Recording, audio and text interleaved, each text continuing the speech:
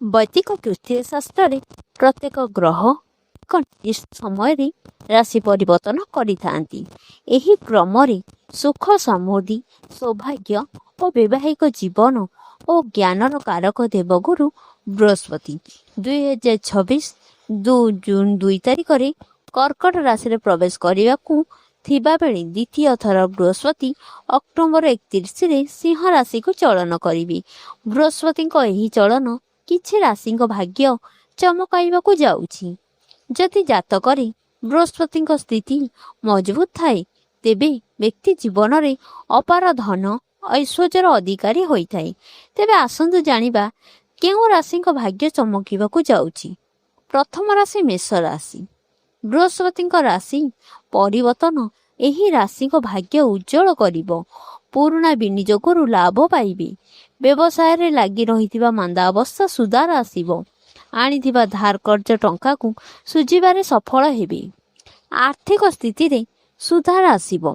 ଯେଉଁମାନେ ଚାକିରି ପରିବର୍ତ୍ତନ କରିବାକୁ ଯୋଜନା କରୁଛନ୍ତି ସେମାନେ ଏହି ସମୟରେ ଚେଷ୍ଟା ଜାରି ରଖନ୍ତୁ।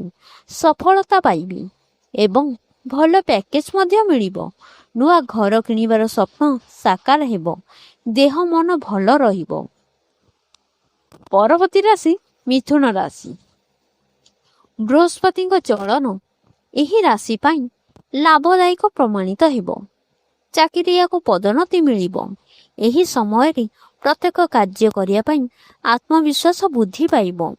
ବ୍ୟବସାୟୀଙ୍କ ପାଇଁ ସମୟ ଅନୁକୂଳ ରହିବ। ଏହି ସମୟରେ ବ୍ୟବସାୟରେ ବଡ଼ ଡିଲ୍ ଫାଇନାଲ ହେବ ଯେଉଁଥିରୁ ମୋଟା ଅଙ୍କର ଲାଭ ମିଳିବ। ନୂଆ ଗାଡ଼ି କିଣିବେ। ଅବିବାହିତା ପାଇଁ ଭଲ ଘରୁ ଭଲ ପ୍ରସ୍ତାବ ଆସିପାରେ। ପ୍ରେମ ବିବାହରେ ଆସୁଥିବା ସମସ୍ୟା ଦୂର ହେବ। ପରବର୍ତ୍ତୀ ରାଶି ସିଂହ ରାଶି। ବୃହସ୍ପତିଙ୍କ ଚଳନ ଏହି ରାଶିଙ୍କ ଭାଗ୍ୟ ବଦଳାଇବ। ଯେଉଁମାନେ କୌଣସି ଏକ ସଂସ୍ଥାରେ ଟଙ୍କା ବିନିଯୋଗ କରିବା ପାଇଁ ଯୋଜନା କରୁଛନ୍ତି ଏହି ସମୟ ଜଣେ ବିଶେଷଜ୍ଞ ପରାମର୍ଶ ନେଇ ବିନିଯୋଗ କରନ୍ତୁ। ଭଲ ରିଟର୍ଣ୍ଣ ପାଇବେ। ବିଦେଶରେ ପାଠ ପଢ଼ିଥିବା ସ୍ୱପ୍ନ ଦେଖୁଥିବା ଆଶାୟୀଙ୍କ ଆଶା ପୂରଣ ହେବ। ଆର୍ଥିକ ସ୍ଥିତି ପୂର୍ଣ୍ଣ ଅପେକ୍ଷା ବେଶ ମଜବୁତ ରହିବ। ପରିବାର ସହ ହୋଇଥିବା ମନୋମାଳିନ୍ୟ ଦୂର ହେବ।